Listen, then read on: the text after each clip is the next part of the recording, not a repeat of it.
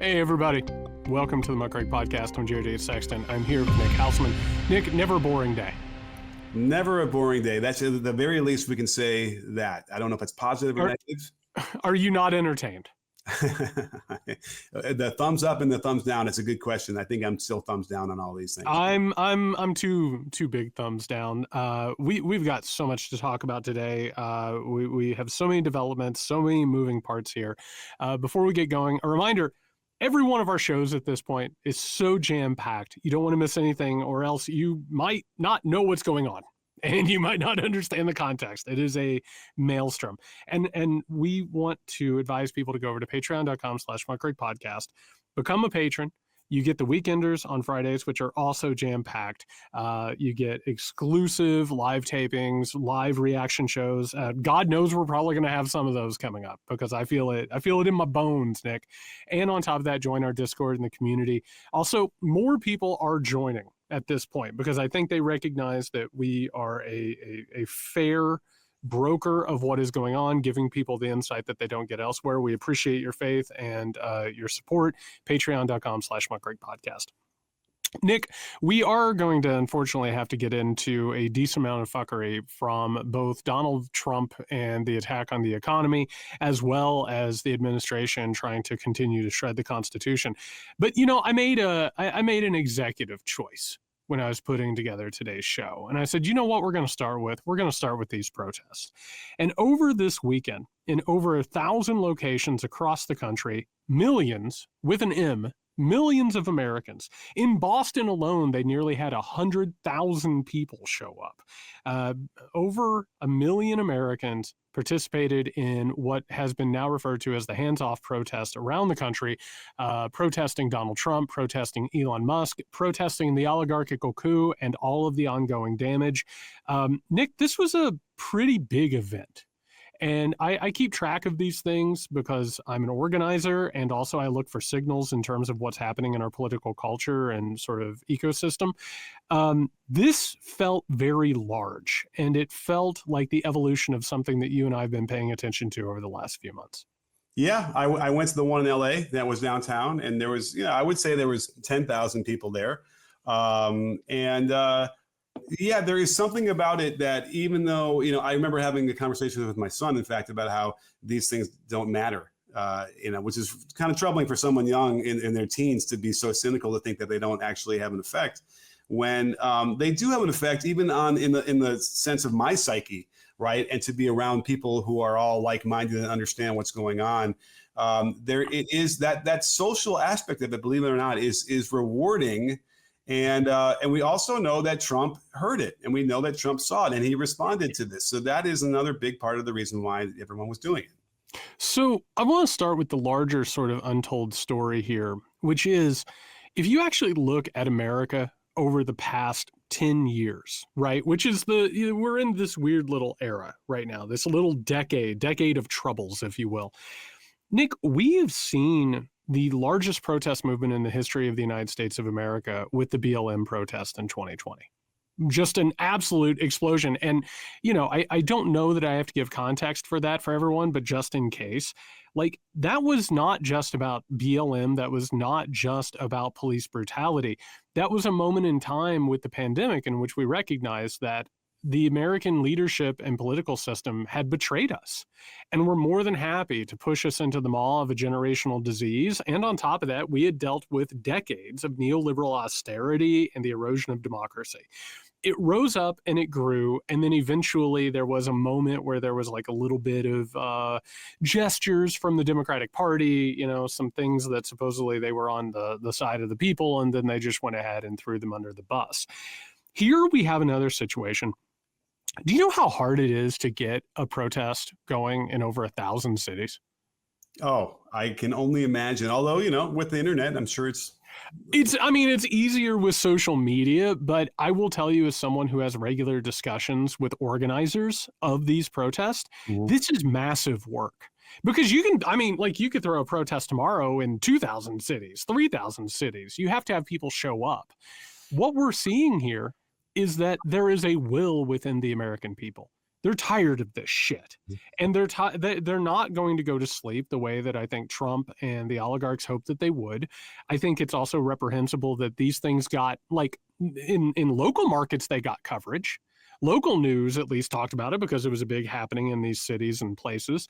But national news got completely swallowed up by talking about the economy, which is somewhat understandable. But at the same time, Nick, this absolutely just stood heads and shoulders over anything the Tea Party ever put together, you know? And if you remember the Tea Party, you couldn't turn on the television, and it wasn't just Fox News. You had one corporate news media that was, you know, in league with the people who were running the Tea Party, but it was everybody talking about it. And it was the biggest thing that was being discussed back in 2010. What we have here is the beginnings of a grassroots movement. And what you brought up, that social aspect of it, seeing other people who feel the way that you feel in a way that maybe sometimes it's hard to express, particularly because of a lack of vocabulary or a feeling of isolation, it's contagious. Yeah. Seeing other people, being with other people, and feeling powerful with other people, it tends to have an effect. And that's what I told my son, too. I said, you know, this doesn't have to be an effect on politicians and any kind of policy that they're going to make. It can easily just spread. And then at the grassroots level, more and more people want to become involved. And for sure, there was a glaring absence of coverage in national media. Yep. It was very striking, even just cursorily looking on Saturday or Sunday to see how it was being covered. And that's frustrating. Are we getting to the point where everything's just so cynical? Oh, another protest. You know, I don't know. Obviously, the people in charge of those places have to deem that it's newsworthy. I suspect that the more consistent these things get, and the ease with which we were able to just do it, right? It doesn't take very much effort to see what time it starts and head down there and march and walk for an hour, 2 hours, however long you want it to be. So. I got to tell you that solidarity really was encouraging to see that there are that many people out there that are frustrated and angry and willing to publicly make their feelings known. I want to point out something that goes along with what you said in terms of that feeling. I need people to understand that this isn't just about Donald Trump or Elon Musk. It's not. It's not just about Doge. This is about the fact that the American people are tired as hell of the political status quo. And I would say that this is also a response to the failure by the Democratic Party to actually be an opposition party. So on one hand, Nick, if the Democratic Party stood up while this coup and while this authoritarian overreach was going on, if they stood up and said, we want protest in thousands of cities this weekend, I think people would have shown up for that. Correct? Like, I think that they would have listened to the Democrats and done that. Yeah. Okay. If the Democrats would have responded to this with a bunch of gestures like they usually do, don't you think that there's a real possibility that these protests might not have happened? Even if they were hollow gestures, if there would have been the illusion of an opposition party, do you think that the American people would have gone out in the millions? Or do you think that they would have been like, okay, the Democrats have this and it's okay? Oh, and you know what? I'm not sure. What do you think? Because I do not think they would have happened had the Democrats even offered up the illusion of hollow leadership. Mm-hmm. I think that this is a message, and it's very, very clear. And here is my takeaway from it, Nick. First, there's an opening for leadership right now. People are desperate for it. People want it. They need it. People are starting to feel connected. They're starting to feel motivated. They're meeting others. And listen, if you went to one of these protests, doubtlessly you probably received a flyer from somebody. You might have signed an email list. Who knows, right? You are building connections and organizations. You need to take that and run with it in your community, in your workplaces. But here's the bigger question, Nick, and this is the thing that I am focused on the most. What can we shift to? It's not enough to get Trump out. It's not enough to get Musk out. It's not enough to go back to the status quo. What can we do with this? Democracy being activated and people being aware of small d democratic energy, it leads to things. And I think what's been exposed is that the status quo doesn't work and that we need other solutions. And if we are able to stay with this and to continue to build it, I think that we have a chance at building something better. I think we have a chance of building something that is light years ahead of what we have had for the past few decades. And I don't know if you got a sense of that, but when you are with a crowd and when you are at one of these protests and you're speaking with one voice and you're feeling the people around you and you see you're not alone and you're not powerless, not only does it invigorate you, it becomes addictive. You suddenly start to understand that people can come together and that they can enact their will. And I'll be honest, I don't think after the past decade, much less the past few decades, that people are going to just see Trump or Musk get out of there and suddenly be okay with it. I think they understand that something different needs to happen at this point. Yeah, for sure. What's interesting, I thought, was the speakers in LA were, relatively underwhelming. The presentation wasn't great in a way that how hard would it have been for Adam Schiff or any of the big names in California and the bluest of blue states and bluest of bluest cities across the country to come and speak, and that was an opportunity completely wasted. Now, it's possible that at the grassroots level, they didn't want that because they didn't want to overshadow the grassroots part of this movement, but I don't know. That's an opportunity that they really can't let go pass by. This is a chance to galvanize more and use their, talking about getting more coverage for that, of these things, that would do it. And so, it just kind of boggles my mind. I'm trying to even think, looking at the coverage across the country, I don't know if we saw any nationally elected federal officials or politicians speaking at any of them. Did you hear? I paid attention to it. I didn't see any. I mean, I'll say that with a carte blanche. I don't know. I might have missed something, but no, I did not see a very strong, uppercase D Democratic show up. Strange, right? I mean, Nick, we have spent years now analyzing and reacting to this party, and they are conservative by nature, and like they might not want to be out in that. And like you said, and I think it's accurate, they might not have been welcome.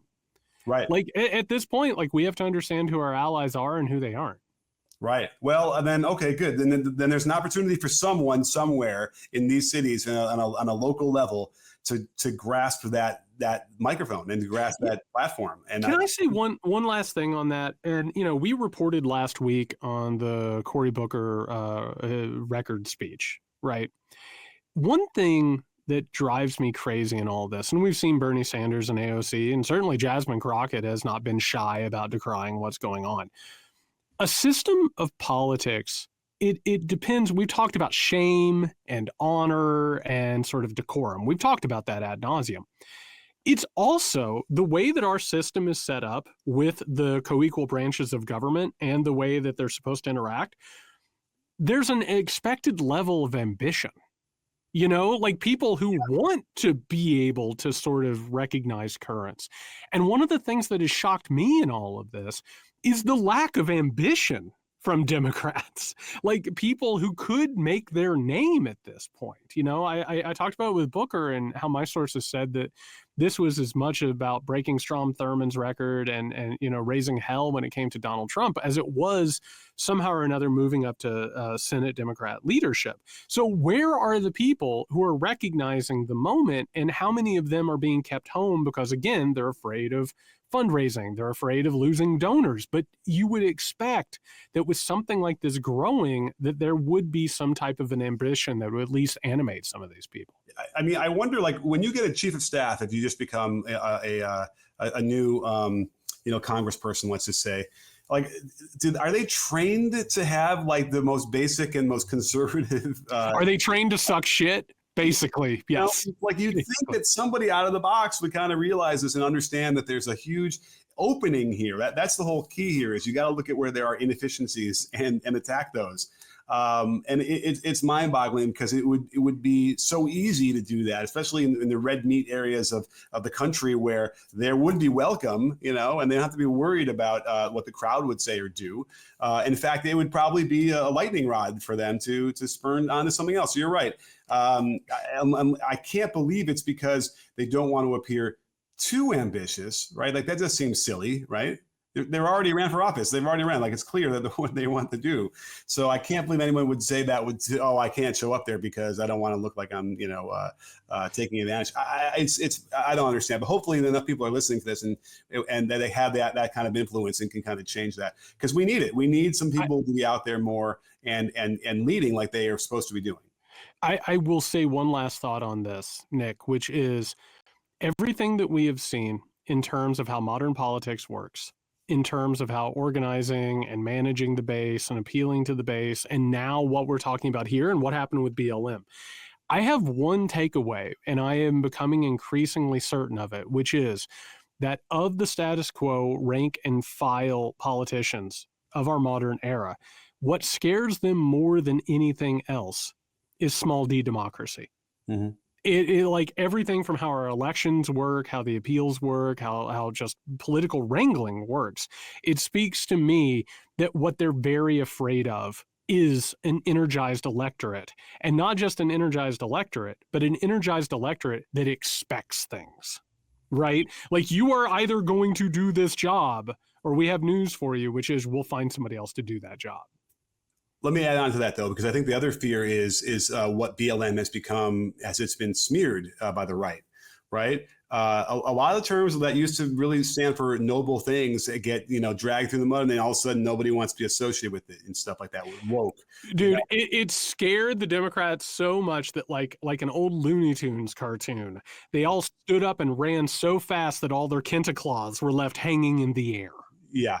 Yeah. Because think about it, BLM now represents looting, rioting. It's not a protest, riot, right? Well, CRT and Marxism, because they allowed the Republican Party to do it. Yeah, and it also, because it was advocating for people of color, all of a sudden it just becomes those people. I mean, like, it really, and that's horrible. That's horrible, and should never have been allowed to happen, right? And so, and here we are now, where no one will bring up BLM. I don't think anybody running ever again will say, I was so proud to march with BLM in 2020 and take a knee and make my stand. I think we will. I think we'll say that, and our listeners will say that. I don't think the politicians will, because they allowed the Republican Party. And again, BLM had actual asks, which was to reinvest in programs in cities and communities. Yeah. And the Democrats were like, oh, you want something? I don't know about that. No. Right? Because you have to stand with it. Yeah. So speaking of things that are energizing people, Nick, we have to check in on the economy. It's doing great, everybody. Massive losses since Liberation Day last week. We had 2 days that were back-to-back, 2 of the worst days in the modern history of the stock market. 10% of wealth was wiped out. The S&P is inching near a bear market. The world markets are an absolute wreck. Goldman Sachs now puts the chances at a recession at 60%, which brings me back to what I said at the beginning of this term and before this term, which is a recession might be the best case scenario. We have seen this thing vacillate quickly. We'll talk about some of the other sort of minutia that's taken place with it. But Nick, what was it like for you watching the American economy basically be set on fire and wondering when the circuit breakers were going to flip over? Well, it's funny. I'm old enough to remember Black Monday, 1987. It was right around my birthday. And the pall that it cast for a long time over just like society. And so, all weekend long, we're looking at all the indications. By the way, I've now turned into a Republican because I'm going to tell you, geez, Jared, it really isn't as bad as we thought it was going to be today as we're recording this, midday on Monday. Right. Well, a little under 1,000 points today. Only 1,000? Oh, okay, cool. We're in business, folks. Now, FYI, the 2-day drop we saw last week on Thursday and Friday, that 2-day drop is like top 5 all-time drops we've ever seen. And, this is not over, as we've seen that China is now going to retaliate more. And then I think that the United States is going to retaliate again on top of that. So I think the biggest issue we have is that we're dealing with a party and a leader of a party who's maybe the biggest mental flaw that they have is they can never admit that they're wrong. That's a chunk of it, because we are starting to see. I'm going to do something, Nick. Are you ready? Yeah. I'm going to do. I want you to take your hands. I don't know if you've got arms on that chair. Put them on the desk. Put your feet on the ground. If people are driving, just don't freak out. You know who I'm going to give credit to very quickly? No. I'm going to give credit to Rafael Theodore Cruz. And here's the reason why. Cruz was asked about this, and he said, well, this is a gamble, and if it doesn't pay off, it's going to be a bloodbath. This is the guy who couldn't be bothered to Trump basically said that his wife was a dog, and he was like, I'll phone bank for you. Who said that his dad killed JFK? He's like, how can I help you? right? Like he came out and at least admitted that if this thing doesn't work the way that Trump and the people around him say it will, that it's going to be very, very bad, right?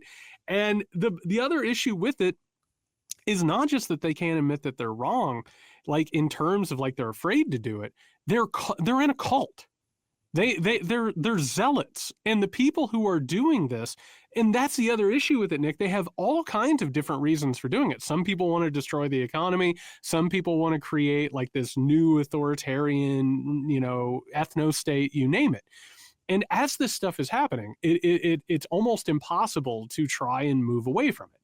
And what you just said about how it's not as bad as it could be today, there's an element of this that we need to take a look at. And for anybody who isn't a political sicko and they have other things to do, there was a weird moment today.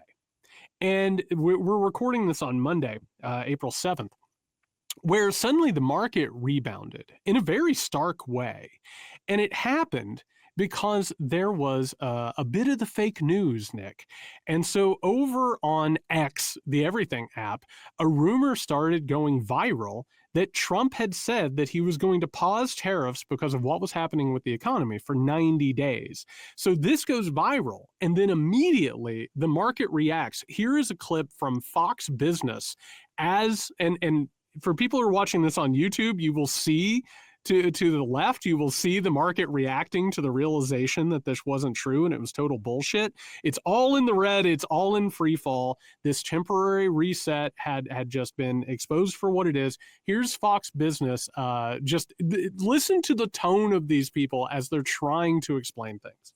But the White House was watching that performance, and they called in and said, hey, that is fake news. We have confirmation from the White House that there is no plan to pause on tariffs. And now we're back down again, off 900 points for the Dow, 270 on the NASDAQ.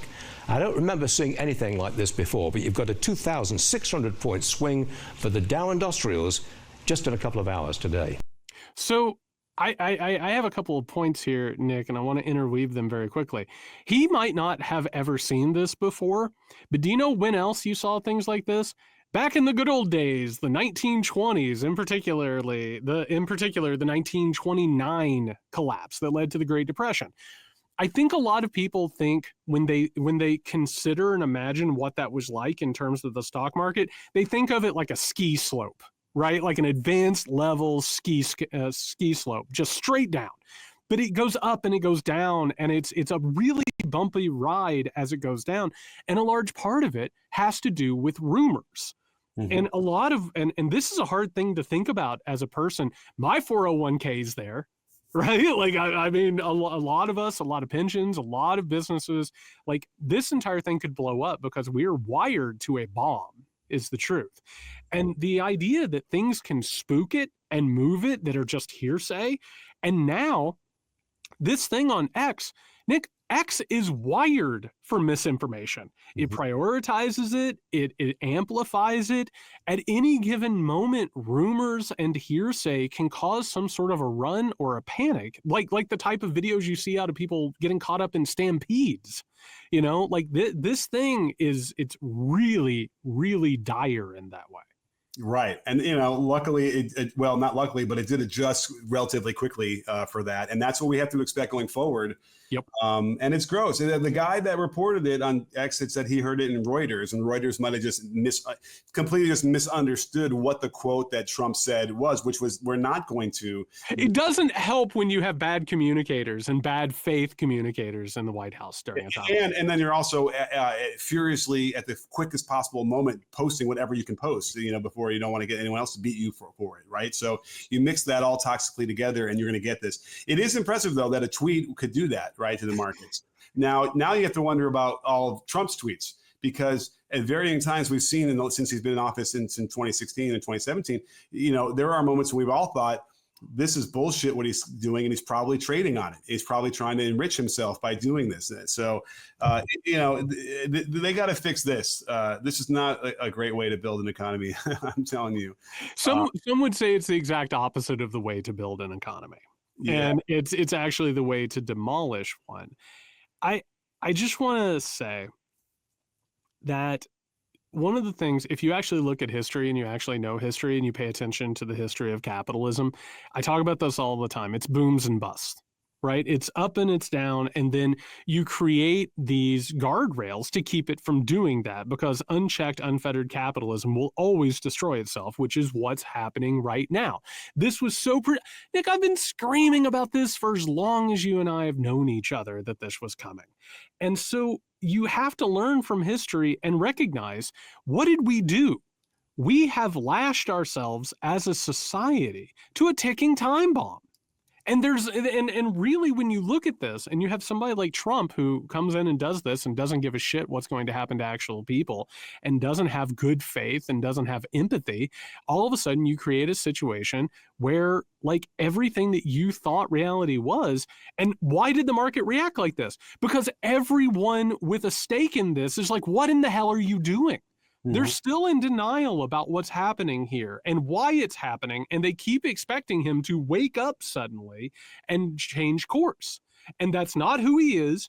That's not what these people are doing. And people are still, that's the scary thing for me, Nick, is that we saw two of the worst days in the history of the stock market, and it's still buttressed by denial. You know what I mean? It's still people who are in because they don't necessarily understand or are able to fully fathom what it is that's happening. Sure. I mean, look how desperate they were to get any kind of news. Anything. This. You saw a 2,000 point jump in about half an hour. Like that. I mean, that's insane. Based on cat turd 15. Not even the real cat turd. Yeah. I mean, and then if that's not an indication, I don't know what it is that Trump needs to do something differently here with all his campaign promises, because he keeps trying to ride the wave of saying, we said this, we told you we were going to do this, but they also told us we would have so much winning and the market would be up. And then he also said if Harris won, then the market would tank and crash. Just like it's now. Sure. Now, this a little bit reminds me of when I was coaching at some point basketball, and I would say to the kids, if we could design an offense where you get a layup on every possession, would you want to run that offense? And they all would shook their head and said, no. And we would be like, what is happening here? And it's a similar mindset, right? Because in reality, what the market should be is 100 years of like 10% growth or 5% growth year over year. Right? The most boring thing imaginable. Yeah, because then everybody could participate and everybody could dip, their whatever they have their savings in that and get like a nice 4% return year over year, whatever it is. And then, over enough time, they'd have something that they could retire on and it would be stable, right? Like that would be great. Nobody wants that. And I suppose what it would limit is you wouldn't have as many multi-billionaires, right? Because you can't go huge margin on that. But it would be so much better of a place, things would work, I would think, and people would not be starving and kids would not go hungry and they'd be able to be taught. Everything in my mind is improved when you don't have these big busts like this. Nick, that's a lot of hopeful thinking, but I can tell you, looking at the history of capitalism, there is no circumstance in which anybody agrees to that. Like, that's the terrible problem, is that this doesn't work. And we should have learned our lesson in 2008. 2008 should have been the moment where Barack Obama and the people around him who had political courage and will said, we're not doing this anymore. Right. And now maybe we'll learn our lesson. 4% growth for 100 straight years annually, it would be to some people, you're limiting income. That's what it looks like. That's tyranny, Nick. Yeah. There's a reason why the New Deal was deconstructed. Like that, it's tyranny, even though we had just come off the worst economic disaster of all time. And then we had that's the thing that really pisses me off about America and capitalism. We just saw it. We just saw it 17 years ago. And none of the lessons were learned whatsoever. None. So you don't believe that this is Trump's way of getting the 10-year Treasury bill rate to go down so they can refinance all this debt and save all this money? I don't think that Donald Trump has any one explanation for why he thinks this is happening.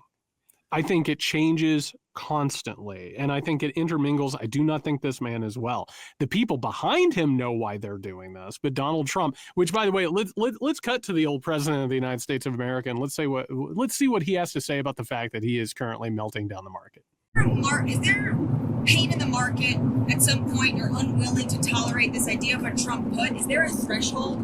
I think your question is so stupid. I mean, I think it's a I don't want anything to go down. But sometimes you have to take medicine to fix something. And we have such a horrible, we have been treated so badly by other countries because we had stupid leadership that allowed this to happen. They took our businesses, they took our money, they took our jobs, they moved it to Mexico, they moved it to Canada, they moved a lot of it to China, and it's not sustainable. We're not going to do it. Now we have hundreds of billions of dollars is pouring into our country on a monthly basis. It's pouring, it's already started because I put tariffs on. And eventually it's going to straighten out and our country will be solid and strong again. That's fun. Nick, can I take you back in history just a little bit and tell you a little story? Do we get the wavy lines or? Yeah, we got the Wayne's World wavy lines. This is back in the far off ancient time. I can't imagine anybody remembers them. The 1990s, and this was after the fall of the Soviet Union and another president who didn't really know what was going on at the time. His name was Boris Yeltsin. His problems were a little bit different than Donald Trump, I think, in terms of why he didn't know what was going on. It had to do with vodka, for anybody keeping track. And immediately after the Soviet Union fell, Nick, all of the people who are doing what is who are doing what we're seeing now, they got so excited because one of the largest possible markets and resource markets in the world just opened up from complete state level control. Mm-hmm. And they got all horned up, all these neoliberals, and they went over to the Soviet Union, what used to be the Soviet Union, and they started slicing and dicing the resources. They needed to lower the standard of living. They saw a hell of amount of wealth to be made. This is how the oligarchs got created. This is also how Vladimir Putin got put in position, in part because of the United States of America. It's an ongoing cycle. Here's a quote from Mr. Yeltsin during that time. Are you ready, Nick? As he was ushering in shock therapy and neoliberalism. Da. That's very funny. That's very good. The da, that's very good. Quote, Russia is gravely ill and the economy is sick. And you know what you need to give it? You need to give it some medicine. It's going to hurt for a little while, but I promise it's going to get better. This is just the next evolution of neoliberalism, except for now it's not in another country. It's not over here. The full force and brunt of it, which is about lowering the standard of living, creating an oligarchical class that controls resources and labor. It's happening in the United States of America. Yeah, just a spoonful of sugar, Jared. Yeah, just makes it go down. Which reminds me of a sign I saw over the weekend, which I feel like I should share. I don't know if you were on the Discord while I was wringing my hands trying to come up with a good sign. Ultimately, came up with the Turd Reich, which I thought was pretty good. People liked it. But the one I heard, my favorite was supercalifragilistic racist sexist Nazi POTUS. It's good. It kind of covers everything, and it's got a nice ring to it from That's clever. That's clever. From Mary Poppins. So anyhow. Yes, medicine, surgery, right? All these different kind of terms we're using for this, all in the name of, hey, you're going to have to deal with this for a while. So the question now is what is a while? You know, are we willing to put up with this? Is there a possibility, Jared, that all of a sudden, all the revenue coming in from tariffs really does, make up for whatever we're not getting from wealthy people and corporations and taxes? Maybe it will work. Now I'm at the point now where I'm like, I don't know. No, I'm sorry. No. I think what we're looking at is possibly in the next couple of weeks or maybe month, we're going to see the announcement of a Project Warp Speed type program to goose, domestic production. I think that's exactly where it's coming, and creating the sort of shacks where people are going to die and be exploited next to their children, and automation is going to run. I think that is the next time, and he's going to try and goose the economy with that, and it'll be interesting to see whether or not it works. Meanwhile, we have this coming up, which shows you exactly how out of the loop so many of the people around Trump are. The markets lost more than $6 trillion in value. Was this disruption always part of the plan, Mr. Secretary? Look, Chris, markets are organic the animals, and you never know what the reaction's going to be. One thing that I can tell you as the Treasury Secretary, what I've been very impressed with is the market infrastructure, that we had record volume on Friday, and everything is working very smoothly, so the American people, they can be very take great comfort in that. And all right, I just got interrupted for a second. This is Treasury Secretary Scott Bessent. He's literally saying that, hey, we should be really happy because there was a lot of people were trading a lot and the computers didn't melt down on Friday. Isn't that great? That's what he's trying to say. Did you ever think that you would miss Mnuchin? Did you ever think for a second that you'd be like, my kingdom for Mnuchin? Yeah, because you can tell already the guy is grasping for any straw he can come up with that would paint this in any light where he doesn't get fired by Trump by saying anything that could be construed as negative. Let's just the rest of this real quick. in terms of the market reaction, look, we get these short-term market reactions from time to time. The market consistently, underestimates Donald Trump. I remember that in 2016, the night President Trump won, the market crashed. That's the biggest lie I've ever heard anybody. It's an incredible lie. It did not crash when he took office. Yeah, do you remember when we were all selling pencils because Trump won the 2016 election? That's incredible. That's such an incredible lie. He was going to be the most pro-business president in over a century, maybe in the history of the country. And we went on to very high after inflation returns for the next 4 years. Oh my goodness gracious.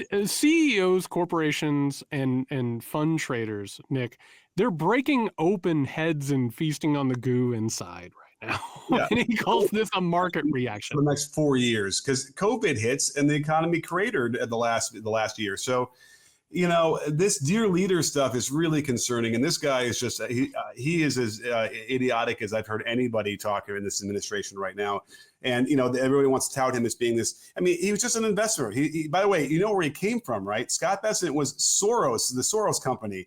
And I have no idea, well, I do know now, how he wasn't tainted by that to the degree where he would never get to sniff anything like this, right? They love the fact that, I mean, correct me if I'm wrong, but like, don't you think that the Republican Party and Trump would say, well, here's a gay man, an outwardly gay man. We're gonna be able to put him in here and he's gonna do everything we say. And that's gonna give us cover to make us look like we're all woke or not woke, but we're all, you know, inclusive in our tent. Well, I mean, it's always sort of, again, I almost said checkers, but it's more like chess. It's very much who gets in a Trump administration is who answers the phone, right? Or who is like a Linda McMahon, who is just going to be happy to have the title and isn't particularly interested in doing anything or being engaged. I think Bessent is like, he was probably voted most likely to follow a trail of candy off a ravine. Like, I mean, this is high level shit. And to literally look at one of the most historic stock market collapses that we have ever seen and to treat it like this guy, I almost want to talk to Bessent and just say very quietly, you're in danger. Blink twice if you need a, escape route. So speaking of escape routes, we are seeing a horde of GOP senators. Rand Paul, again, credit where credit is due, is just like, this is nuts and we should not be doing this. A lot of GOP senators are going across the aisle to work with the Democrats to try and yank and pull tariff power away from the presidency and back to Congress. The White House has already promised to veto this if it ever reaches Trump's desk. It is good to see that people can get motivated when people fuck with their money. Sure. And I was looking at this because you know when the president got this amount of power to impose tariffs? Oh, man, that's a good trivia question. Yeah, 1934 during the Depression, they gave FDR the right to do this because they were in, they're where we're going right now, and the presidents never really relinquished it, but it never was a big deal because we had adults, Well, to be frank, it was a big deal, but it was a big deal in waiting. That's a large part of what we talk about this, which is you keep giving power to the president and you keep hoping, worst case scenario, you get George W. Bush. That's the hope, right? That's the absolute worst case scenario. But of course, a D-list pseudo celebrity who's an absolute maniac and black hole of emotional intelligence and intelligence in general, that's when shit really hits the fan. Yeah. I mean, again, let's remember his fever dream of having equal trade between every country in the world. Like, what are we going to? We don't make coffee, right? So if we're trading with Brazil for coffee, like we can't make that match. Bananas or not, but it's bananas. All the things that we don't grow, we don't do. Like we can't match that back and forth. It's always going to be out of whack. But we all benefit from each other. So yes, the idea that a normal president would be able to assign tariffs, especially with normal math and not whatever the fuck they're doing, seemed to be reasonable, I suppose, at the time. But what's more mind-numbing to me is that, yeah, great, take control back the way we had it and have it under law. And then this asshole is going to somehow be able to veto that. That is the problem. This is Dick Cheney's wet dream, right? This is what he's been waiting for since Nixon got thrown out of office in the 70s. That's exactly right. That's where the groundwork was laid. And I just want to underline something, Nick, which is all of these people, whether it's GOP senators, Democratic senators, our media, CEOs like JP Morgan's Jamie Dimon, who for all intents and purposes, all of these CEOs have been leaking to anybody who will talk to them right now. We've been very concerned. We just felt like we couldn't say anything. What motivates them to say something, Nick? It's when he fucks with the money. That's it. It's not when people are disappeared. It's not when he's rewiring the inner networks of the federal government. It's not when he's destroying social safety programs. That's not enough. What matters is when he fucks with the money. When he fucks with their money. With their money. Their money, because they couldn't give a crap if poor people have to pay more at the pump or at the grocery store. Grocery, that's an interesting word. But they when you start messing with their accounts and their 401ks and all that and their investments, yes, now we got now it's a problem. Impeachment. If he keeps this up and he plunges into a recession, don't be surprised if, impeachment might even come up. It might come up from, how many would you need to get the process going at this point in Congress? Not many from the Republican side. Well, it would have to come from the House, which, the vast majority of Republican House members, they're lucky they don't choke on their tongue hour to hour. These are just absolute zealots. So I don't see that necessarily happening. But one thing that you and I have talked about, as this presidency is unfurled, you fuck with intelligence, you fuck with the military, and now you're fucking with the money. Things happen. And I don't think that there's been enough discussion of that, but I just want to say right now, things happen. And that's capital T, capital H. Things happen. Nobody should. So, Nick, speaking of people being disappeared, this little nugget came to us from the people over at 60 Minutes who are still doing investigative work. This is 60 Minutes talking about the people that we've been discussing who have been deported. Well, I don't want to say deported, who have been disappeared to El Salvador.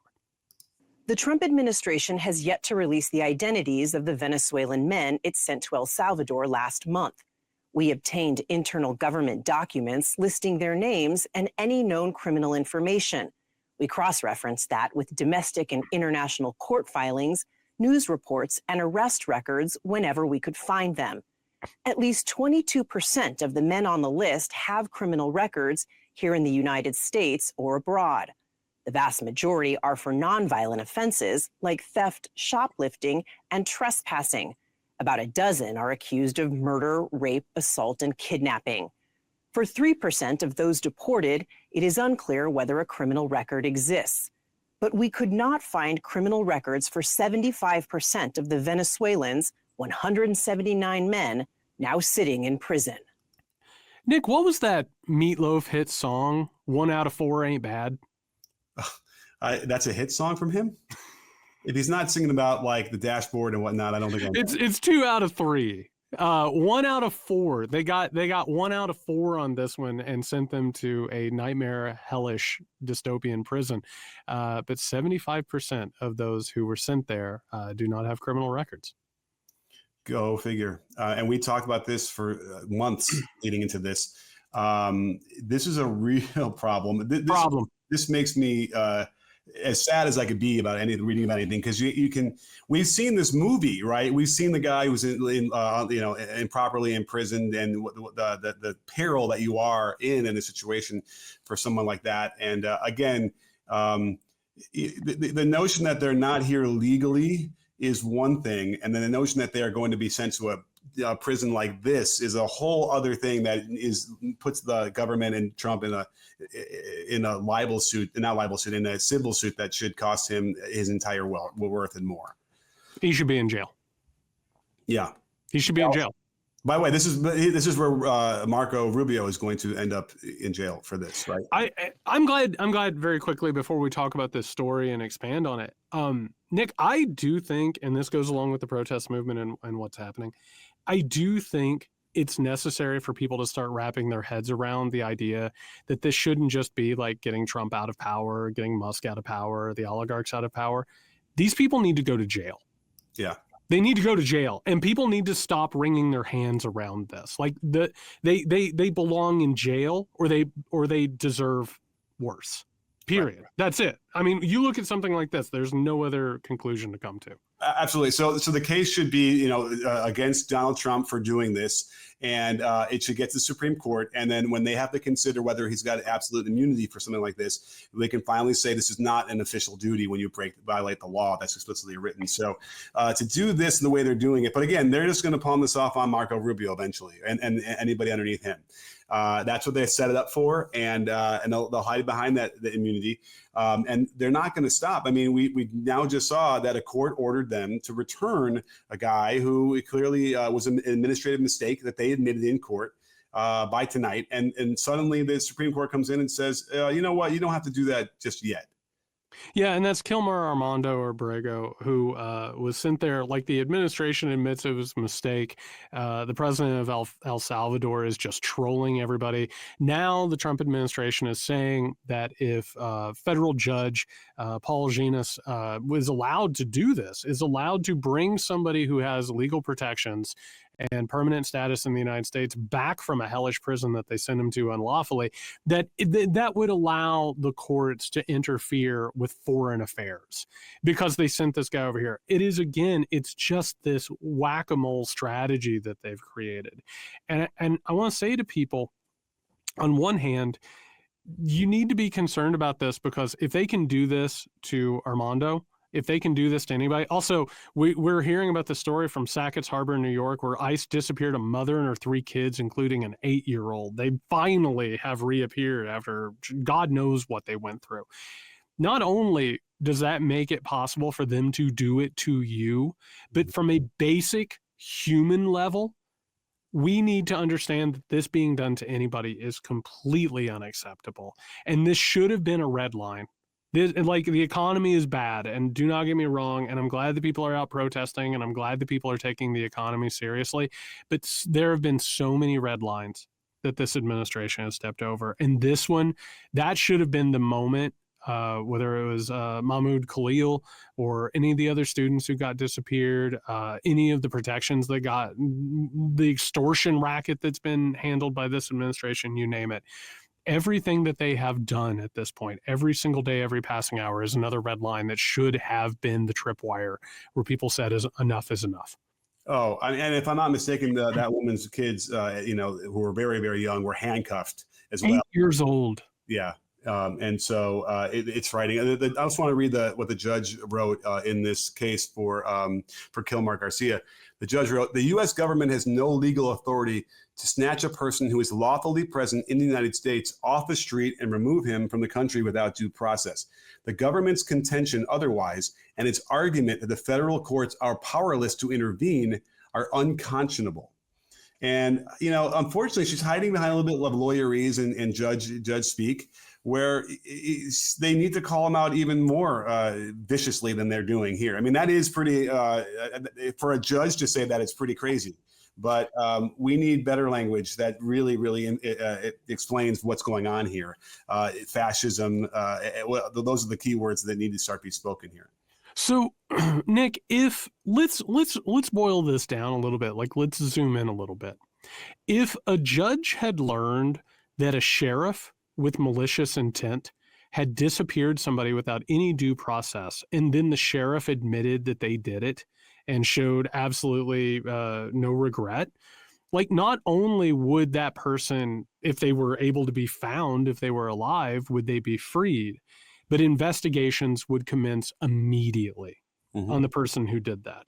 You cannot have a nation that allows a president to do these types of things. And I don't care. I don't give a shit what the Supreme Court said. I don't care like how we're supposed to treat the president, who is almost expected to commit war crimes and crimes all the time. Like, this is not a way that anything can actually function. And having a person lifted up to this type of a position with that type of immunity, it's poison. It destroys a country. And it only means that things like this are not just possible. It means that they're inevitable. For sure. And we saw that. We saw Joe Arpaio do this in Arizona, where he was sentenced for inhumane treatment of, well, actually, they think they found him in contempt of court, but it was in relation to him with the inhumane treatment of migrants here. So somebody needs to do something about that and utilize the courts. And again, as we drift further and further into fascism and authoritarianism, the fear of the courts or the power of the courts is being diminished rapidly. And that's where we're going to find out whether the Supreme Court is going to enforce this. And that's what I'm curious to find out. They want a reply from the plaintiff's lawyer by tomorrow so that they can do something. And then if the idea being that within the week, the guy is returned. But for the United States lawyers to say, whoops, we can't do anything about it. We can't control El Salvador now. What do you want us to do about it? Is ridiculous. To reiterate, it all rests on Amy Coney Barrett. And if that doesn't send chills up and down your spine, like where Amy Coney Barrett lands on something is the hinge vote in the Supreme Court, it should make it very, very clear. And Nick, I'm interested to hear what you have to say about this, because I look at it and I could very well see a situation where the Supreme Court says, you know what, like, this has gone too far. Here's one thing that you can't do. If they say that you can, is that going to set a precedent? Right? Like, if they go ahead and say that, well, you know, this is a logistical loophole, they can do whatever they want, it's off to the races. Or are they going to do the chicken shit thing that they have been known to do in the modern era, which is, this is a ruling that only applies to this situation, right? So there are so many ways. I hate that we're looking at this, and this is the side effect of letting the Republican Party steal the Supreme Court. We would be having such a different experience of this presidency if they had not been allowed to steal the Supreme Court. Absolutely. And you can imagine, we already heard Trump on that plane say that he had no problem sending citizens to this prison in El Salvador. And I think they're going to try and couch it like, well, he meant, you know, violent criminal citizens out of there. So, but how often are they going to F that up and end up sending somebody? How many times do innocent people get sentenced to prison? All the time it happens, right? Well, and you shouldn't be sending American citizens. I don't care what they do. Right. I really don't give a shit what they do. They can do the worst thing in the world. They don't need to then be sent to some sort of dystopian prison in another country. Right. You know, and then, you know, they're in their fever dream. Oh, don't worry. 10 years from now, when we start doing this, we're going to have the safest streets. Cool. The cleanest, whatever, and it'll be so great for every society. Meanwhile, no one will want to leave the fucking house. You know, fear of looking someone the wrong way and getting accused. So that's what happens. And every time you do that kind of thing, people start turning you in and making stuff up because they want something from you, and it turns into, you know, dystopian. So we need more protests. We need something. We need, you know, more. Save us, Justice Amy Coney Barrett. You are our only hope. I think she might. Be on the right side of this. Honestly, I hate that we even have to discuss that. I know. Like, for real, that is, it is so, it drives me nuts that's literally the state of things. Amy Coney Barrett, everyone. Cool. All right. Well, we will be covering these stories, I'm sure, and more when we come back on Friday with The Weekender. A reminder, go over to patreon.com/MikeCraig Podcast, gain full access to those episodes, and support the show. Keep us editorially independent, ad-free. It's the only reason we're able to do this show the way that we do it, and we appreciate your faith. All right, everybody. If you need us before then, over on Blue Sky, you can find Nick at Nick Houseman. You can find me at JY Sexton. Be safe.